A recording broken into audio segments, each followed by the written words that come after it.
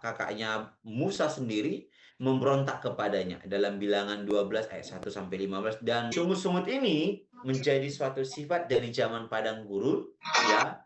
Sungut-sungut ini menyatakan suatu sikap tidak puas atau tidak sabar. Perkataan-perkataan yang bersungut-sungut digambarkan seperti perkataan-perkataan, apakah yang akan kami makan? Keluaran 15 ayat 24. Mengapa pula engkau memimpin kami keluar dari Mesir untuk membunuh kami?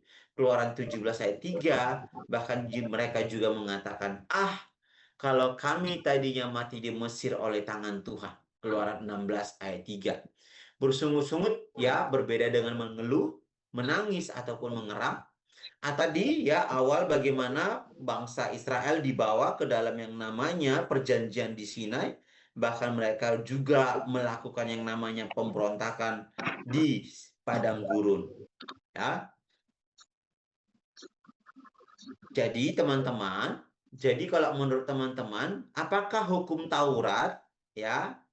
Hukum Taurat ya di dalam tadi kita tahu ya bahwa ada hukum Taurat dan ada juga undang-undang perjanjian bagi bangsa Israel selama mereka mengaku sebagai Tuhan sebagai Allahnya mereka dan sebagaimana mereka menjadi umat Allah, ada undang-undang bahkan juga aturan-aturan yang ditetapkan Allah sebagai pola ataupun sebagai ketentuan bagi mereka untuk hidup. Nah, menurut teman-teman, apakah hukum Taurat adalah undang-undang pertama di dunia sehingga lahirnya undang-undang yang baru pada masa sekarang ini? Apakah hukum Taurat ini adalah undang-undang yang baru yang pertama sekali sehingga berdasarkan undang-undang inilah atau berdasarkan hukum Taurat inilah maka undang-undang baru muncul ataupun undang-undang baru lahir pada masa kini?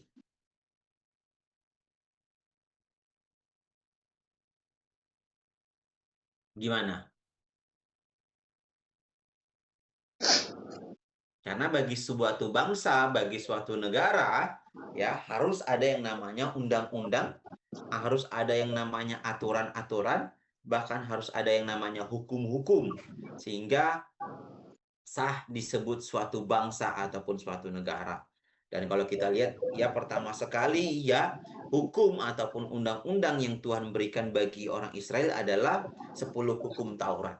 Dan berdasarkan hukum Taurat inilah maka undang-undang baru lahir pada masa sekarang ini. Apakah benar menurut kawan-kawan?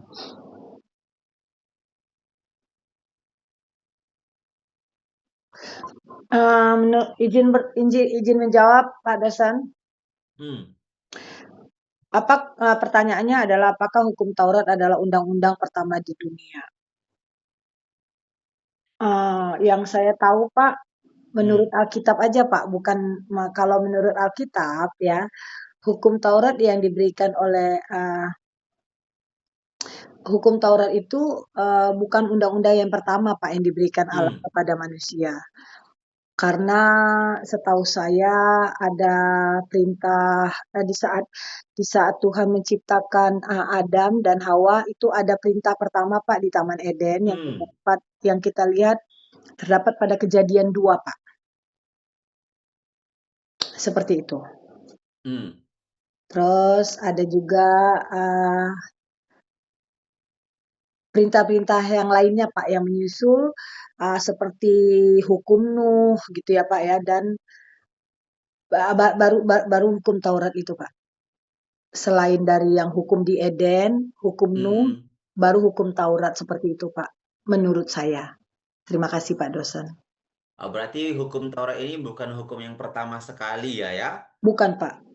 Ya, berarti hukum Taurat ataupun hukum ataupun undang-undang lah kita bilang ya. Berarti undang-undang kalau bisa dibilang berarti yang pada saat manusia pertama sekali mendapatkan yang namanya mandat, ya di situ juga ada undang-undang apa yang boleh dan apa yang tidak boleh, begitu ya? Benar, Pak Dosen. Oke. Ada yang lain?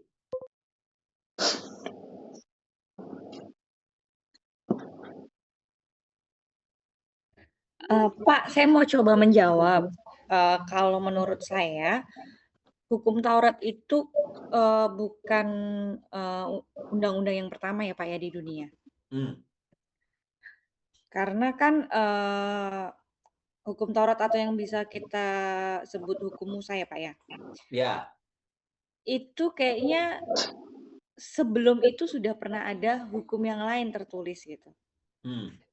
Nah, kemudian kalau yang kedua pertanyaannya untuk hukum Taurat itu apakah menjadi dasar Mm-mm. langsung bagi undang-undang modern sekarang itu mungkin sebagian ada ya, Pak, ya, yang menjadi, mempengaruhi kita bilang bukan dasar sih, tapi lebih Hmm. mempengaruhi hukum-hukum yang ada di barat. Kemudian, hukum etika juga ada di situ mempengaruhi, tetapi tidak memberikan pengaruh secara signifikan. Jadi kalau dibilang, apakah undang-undang yang sekarang itu lahir dari dasar hukum Taurat, itu Mm-mm. tidak juga, Pak. Jadi Nggak juga artinya ya. untuk pertanyaan yang pertama itu dua-duanya tidak, Hmm. gitu Bapak. Tapi dari undang-undang ada kontribusi ataupun dari hukum Taurat lah ada kontribusi. Betul, ada kontribusinya, tetapi tidak menjadi dasar utama begitu. Oke. Berarti tidak ya? Atau ada lagi pendapat yang lain atau pandangan yang lain? Saya Pak dosen. Iya, Pak Ya. Ambana. Saya juga setuju kalau hukum Taurat itu bukan yang pertama, undang-undang yang pertama. Tapi Hmm. di sini saya setuju kalau hukum Taurat itu adalah termasuk dalam undang-undang. Hmm. Karena undang-undang itu bersifat untuk mengatur suatu bangsa.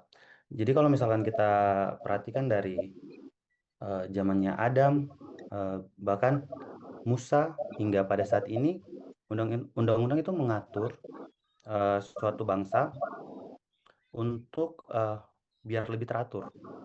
Jadi Oke. setiap generasi, setiap zaman itu pasti ada revisi.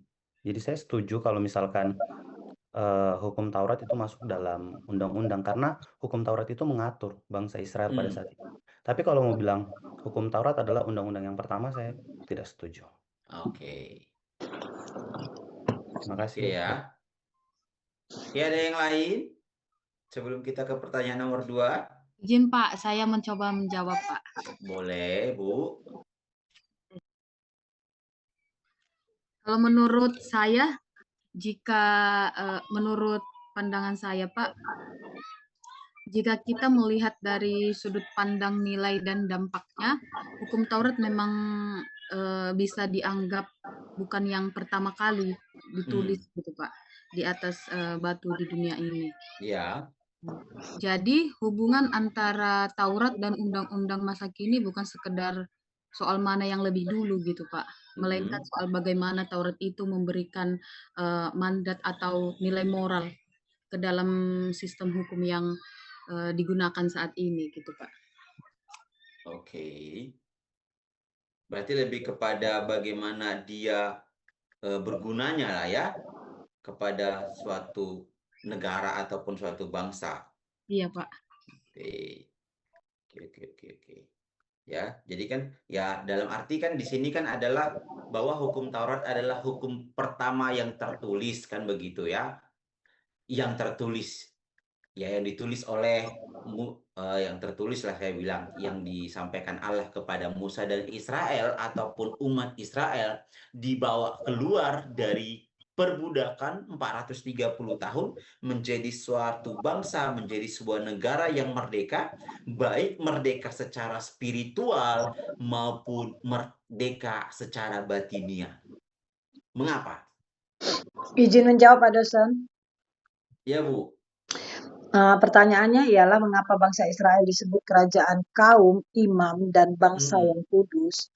Kalau kita ambil dalam kitab Keluaran ayat pasal 19 ayat 6 Pak.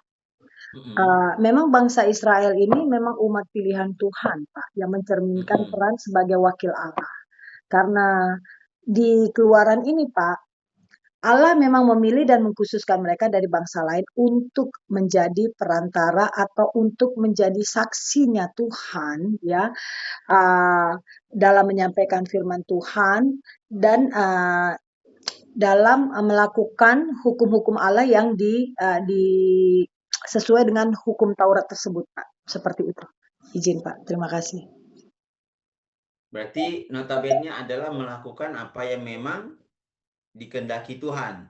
Nah, karena mereka Secara adalah wakilnya Tuhan, Pak. Itu kita bisa dapatkan dari Keluaran 19 pasal 19 ayat 6. Terima kasih, Pak dosen. Oke. Oh, berarti karena mereka wakilnya Tuhan, gitulah Yes, ya, benar. di bumi ya, Ya, sehingga mereka disebut kaum kerajaan kaum imam dan bangsa yang kudus, gitu ya. benar Pak dosen. Karena perwujudan